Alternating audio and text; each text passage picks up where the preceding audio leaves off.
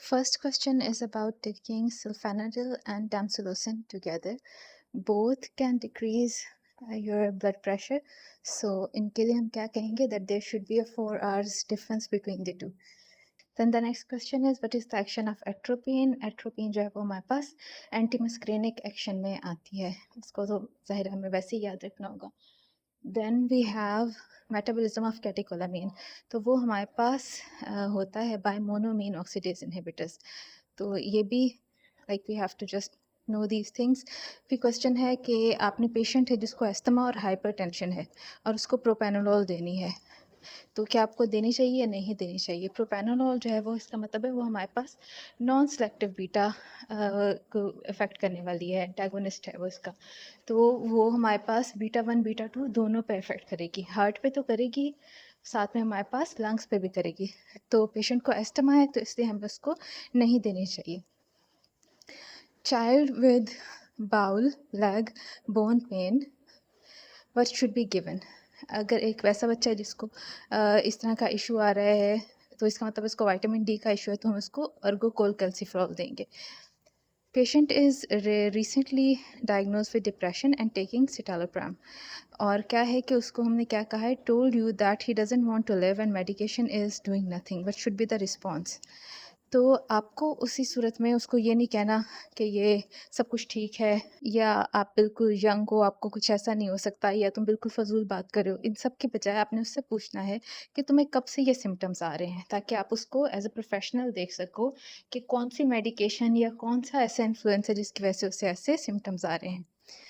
Then we have isoproterenol is adrenergic agonist. साथ में उन्होंने क्या दिया हुआ है, उसी का ही एक एनालॉग दिया हुआ है, और उसमें क्या एडिशन है आप देखोगे कि उसमें एक और आपको बेंजीन रिंग मिला लग नज़र आ रहा है, उसमें OH भी साथ एडेड है। तो अब ये क्या है कि आपको एक एक्स्ट्रा फिनोल रिंग इसमें नज़र आ रहा है। तो ये हमें एक छोटा-सा बस ये याद रखना है कि जब भी कोई इस तरह की आपके साथ फिनोल रिंग या बेंज़ीन रिंग ऐड होगा, तो उसकी वजह से क्या होगा कि आपको एडिशनल बाइंडिंग कैपेसिटी आपकी बढ़ जाएगी।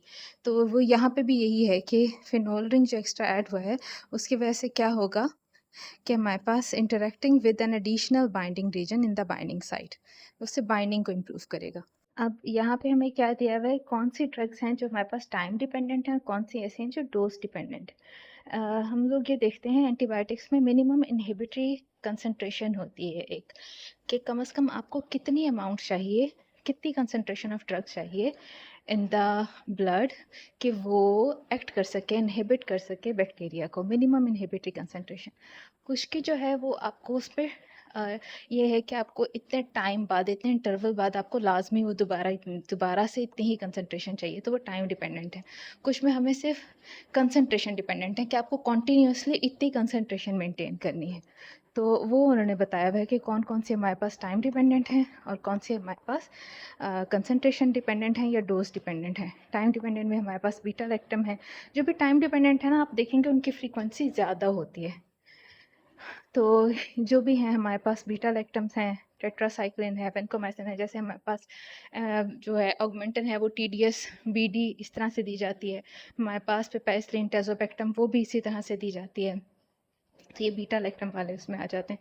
वेंकोमाइसिन भी आप इसी तरह से देते हो, BD में दे रहे होते हो। तो मैक्रोलाइड्स में हमारे पास जो हैं वो जो हमारे पास क्लैरिसिड है वो भी आप BD में इस तरह से देते हो। कुछ हैं जो हमारे पास डोज डिपेंडेंट हैं, जैसे फ्लोरोक्विनोलोन्स हैं, उनकी एक स्पेसिफिक डोज आपको लाजमी चाहिए टू मेंटेन। और उसके बाद हमारे पास अमाइनोग्लाइकोसाइड्स और हमारे पास एम्फोटेरेसिन B, ये हमारे पास डोज डिपेंडेंट आ जाते हैं। फिर हमारे पास इन्वेंट्री टर्नओवर के बारे में बताया हुआ है कि कॉस्ट कितनी आ रही थी और बिगिनिंग में हमारे पास कितनी इन्वेंट्री थी, क्लोजिंग इन्वेंट्री कितनी थी, डिवाइडेड बाय 2। फिर हमारे पास क्या दिया हुआ है, which of the following medication has same mode of action as penicillin. तो वो हमारे पास सिफेलोस्पोरिन्स और पेनिसिलिन सिमिलर, उनका बीटा लैक्टम भी शेयर करते हैं, तो इनका हमारे पास मैकेनिज्म ऑफ एक्शन भी सिमिलर उसमें आता है। What is the mode of action of topiramates, तो वो हमारे पास क्या है, ये सोडियम चैनल ब्लॉकर्स में से है। फिर हमें क्या बताया हुआ है लेड टॉक्सिसिटी के बारे में। इसमें हमें क्या हो रहा है कि पेशेंट को डायरिया हो रहा है, वेट लॉस हो रहा है, उसके अलावा उसमें क्या हो रहा है, ब्लू डिस्कलरेशन आ रही है, गम्स जो हैं उसकी वो लाइनिंग जो है वो चेंज हो रही है, उनका कलर चेंज हो रहा है। तो ये हमारे पास किसी हैवी मेटल एक्सपोजर के वैसे, और वो कौन सा है, लेड की टॉक्सिसिटी है।